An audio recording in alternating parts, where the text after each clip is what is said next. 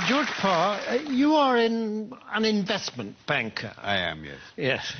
And as such, you have your fingers right on the pulse of the financial market. Yeah, very much so, yes. And during the summer, there's been a great deal of turbulence and volatility in the market, yes. Tremendous, yes, tremendous.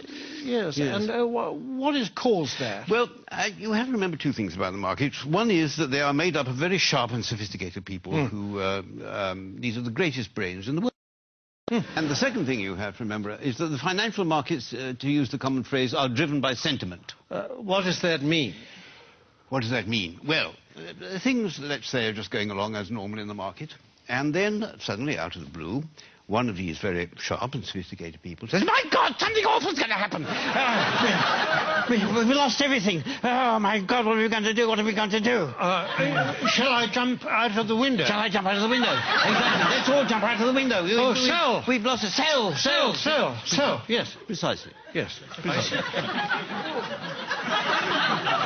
And then a few days later, this same sophisticated person says, "You know, I think things are going rather well." And everybody says, "Yes, I agree with you. I think we're rich. We're rich." Yes. Rich. Yes. Buy. Buy, yes. Yes, and that's what we call market sentiment. Yes.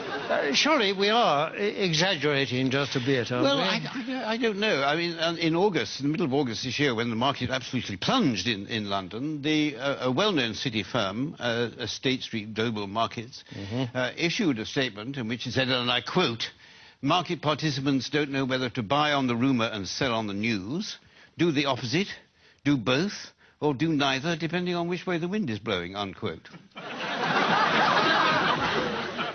Yes, and this is the kind of rigorous analysis that companies will pay huge salaries for. Yes, exactly. And a few days later, when the markets had gone up a little bit, the senior equities advisor on ABM AMRO Morgan said, and I quote, "We're back to happy days again."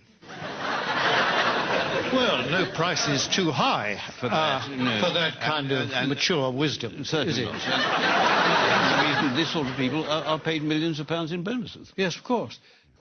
During this summer, there have been actual causes behind the volatility in the markets, haven't there? I mean, specifically and especially in America, granting vast numbers of mortgages to people who can't afford them on properties which are diminishing in value. It's the so-called subprime situation, yes. The subprime market. Yes. How does that work, in fact? Well, imagine, if you can, say, an unemployed black man sitting on a crumbling porch somewhere in Alabama in his string vest, and a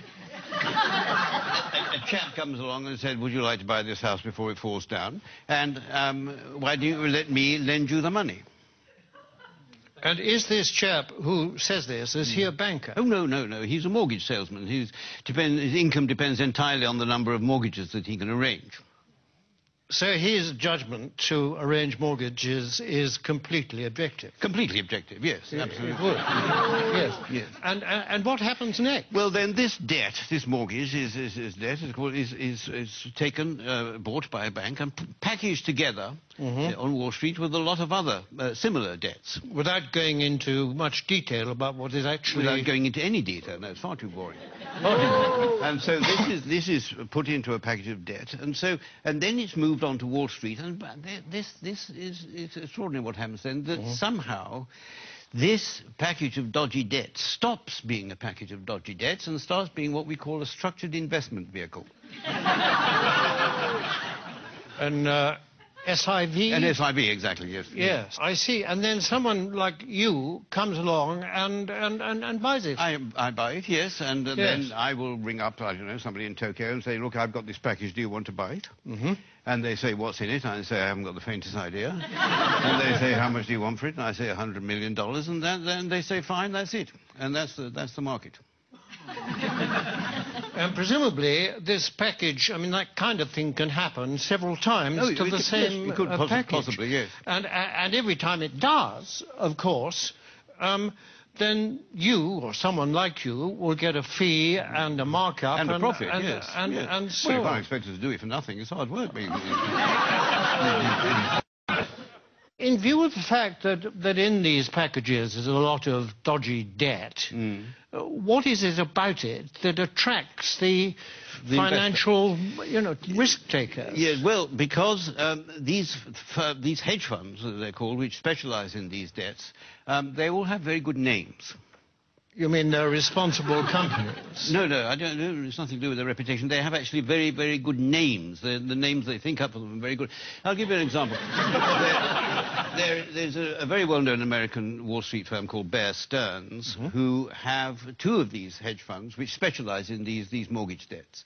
And they lost so much money, lost so much of its value, that Bear Stearns announced that they would have to put in $3.2 billion into one of the funds to try and keep it afloat.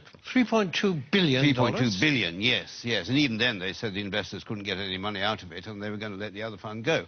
But one of these funds was called the High Grade Structured Credit Strategies Fund, and the other was called the High Grade Structured Credit Enhanced Leverage Fund. Well, that sounds very good. That's good, isn't it? Sounds very trustworthy. Actually, this is the magic of the market. What started off as lending a few $1,000s to an unemployed black man in a string vest has become a high-grade structured credit enhanced leverage fund. I like the sound of it. It is good. Well, it sounds very trustworthy. I mean, it's got good words in it. It's got words like high. High is good. High is good. Yes. Better than low, anyway, isn't it? Yes, absolutely. And structured is another good word. Very good. Enhanced is... I love enhanced. Enhanced is very... I mean, I'd buy anything if it said enhanced. Absolutely, yes. Yes. It might have been different if it said the unemployed black man in the string vest fund, but yes, because then alarm bells might start to ring. But despite these very plausible names, surely the reality is that the people that lent all this money have been incredibly stupid. Oh, no. The reality is that what was stupid is, for some point, somebody asked how much money these houses were actually worth. I mean, if they hadn't bothered to ask that question, then everything would have gone on as perfectly normal. But unfortunately, they did. I see, but now, you see, people are saying the crisis is likely to turn into financial meltdown. I mean, can that be avoided? It can be avoided, provided that governments and central banks give us, the financial speculators, back the money that we've lost. But isn't that rewarding greed and stupidity? No. It's rewarding what the Prime Minister Gordon Brown called the ingenuity of the markets. That is. You see, and we don't want this money to spend on ourselves. We want this money just to go into the market so that we can carry on borrowing and lending money as if nothing had happened without thinking too much about it.